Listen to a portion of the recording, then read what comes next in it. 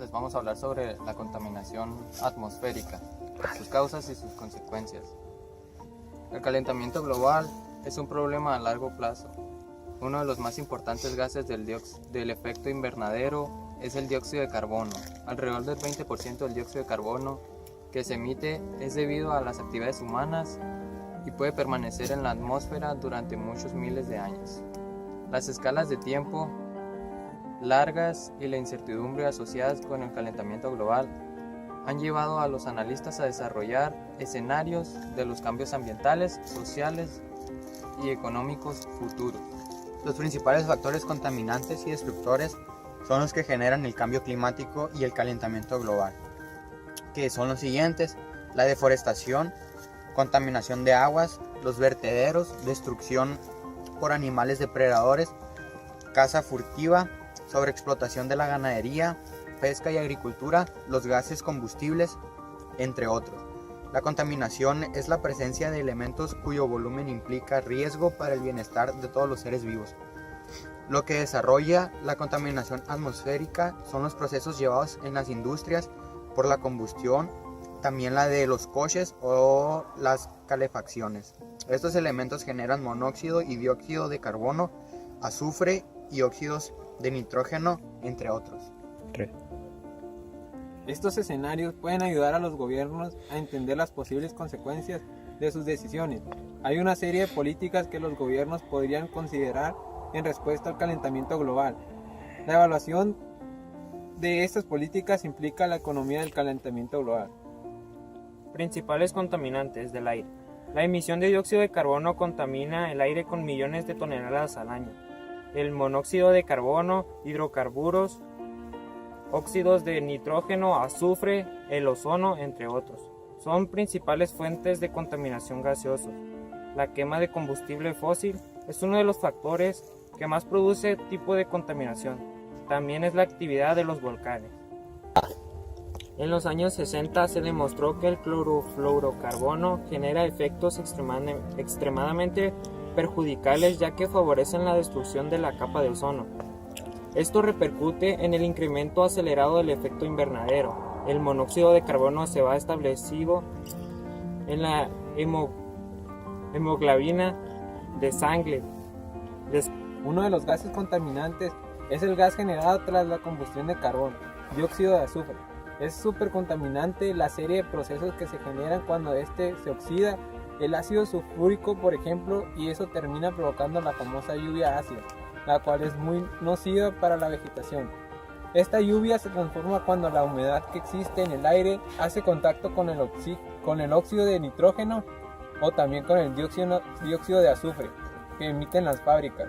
Esta mezcla química de vapor y gases se convierte en ácido sulfúrico y nítrico. En el efecto invernadero, la combustión de elementos derivados del carbono hace que los gases contaminantes suban los niveles creando cierta alarma. Debido a ello, el planeta se calienta más de lo necesario, ya que la capa de ozono ya no tiene la protección que tenía. El ozono es un derivado del oxígeno que se produce debido a la electricidad y se ubica en la parte superior de la atmósfera.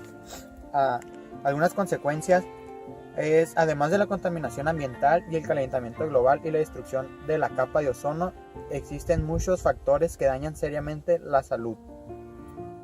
Por ejemplo, alergias y asma son problemas causados por elevados niveles de la contaminación, sobre todo en zonas urbanas donde hay más contaminación. Antecedentes históricos. En 1922, en Inglaterra, aumento de decesos en un 11.8% en un periodo de niebla tensa. 1926, Estados Unidos. Observaciones de cargas de partículas en 7 ciudades importantes. 1926, Estados Unidos. Observaciones de cargas en 7 ciudades importantes. 1930, Bélgica. 66 muertos y 8.000 enfermos en periodos de mucho humo. 1939, Inglaterra, 1.300 muertes en un periodo de 4 días de niebla intensa.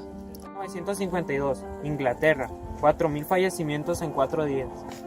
1956. Gran Bretaña.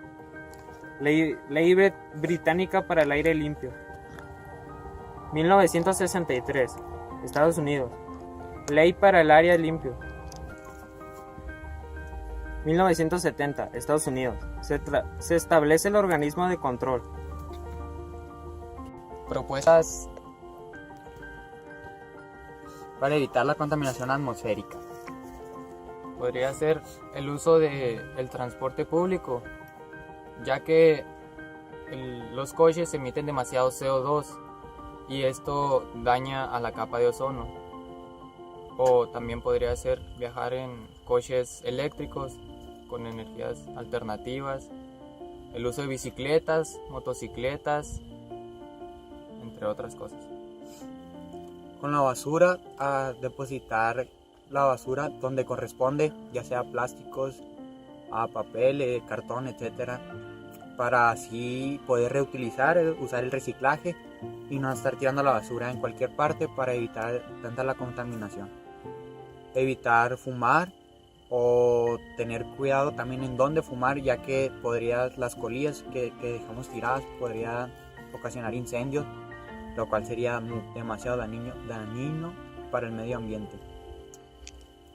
También podría ser hacer campañas para que se reduzca la